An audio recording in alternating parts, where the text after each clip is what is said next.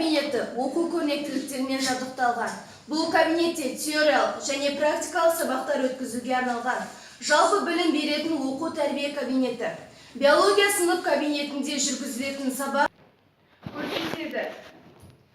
Оқушылардың жалпы табиғатқа, қоршаған ортаға деген көзқарасын қалыптастыру, табиғатты қоршаған ортаны қорғай және сүйе білуге тәрбиелеу, экологиялық дәлелдемелері, теориялық ойлауын өз беттерінше ізденуін арттырады.